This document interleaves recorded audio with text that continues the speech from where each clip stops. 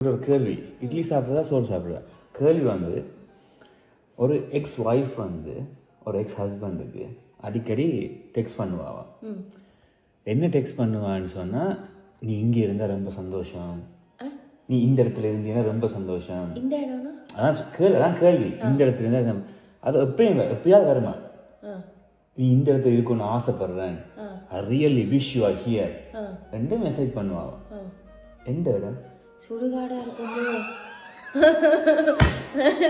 சரியான ராங்கி பிடிச்சே பொம்பளை இல்லை, இங்கே இருந்தாலும் எக்ஸசைஸ் பண்ணுவோம், பதில் நல்லா இருக்கணும்னு நினைக்கணும். இப்படியா யோசிப்பாங்க? எப்படி எனக்கு தெரியுது? கெட்ட இல்ல இல்ல சத்தியம், எப்படி எனக்கு பதில் தெரியும்? கொஞ்சமாவது ஏன்னா 80% ஆளுங்க வந்து எக்ஸ் ஹஸ்பண்டா இருக்கட்டும், யாரா இருக்கட்டும், நல்லா இருக்கணும்னு யோசிக்க மாட்டாங்க.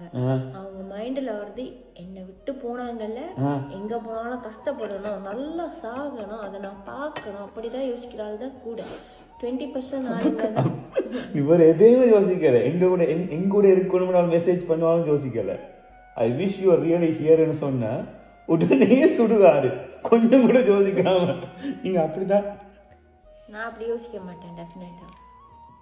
பாத்தீங்களா மக்களே, ஒரு கேள்வி கேட்டேன், என்னம்மா டூ ஸ்மார்ட், டூ ஸ்மார்ட், அதான் பாத்து டூ ஸ்மார்ட், உன்னையெல்லாம் வச்சுக்கிட்டீங்க. பாத்தீங்களா எப்படி வந்து மாட்டிருக்கேன்னு, பேசாம தூங்கிருக்கிறேன். அவ்வளவுதான், கதம் கதம், என் வாழ்க்கை முடிஞ்சு போச்சு.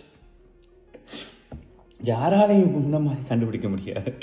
கொஞ்சமாக ஜோசிப்பேங்க பார்த்தா ஸ்ட்ரெயிட்டாக சுடுகாடுன்னு சொல்லிட்டீங்க. எனக்கு சாப்பிட்ற மூடே போயிடுச்சு. ஐயோ, இதை மூட வர வச்சுக்கோங்க. எதை சாப்பிட்றது?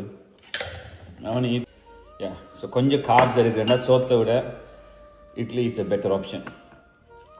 ஓகே சரி சாப்பிடுவோம். இப்போ எல்லாரும் கேட்பாங்க, அக்காவுக்கு நீங்கள் கொடுக்கலையான்னு.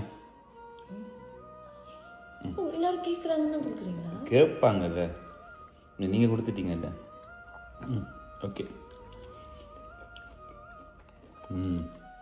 சாப்பாடு நைஸ். அந்த கேள்விக்கு இப்போ அது மக்களை கொஞ்சமாவது யோசிக்க விட்டியா?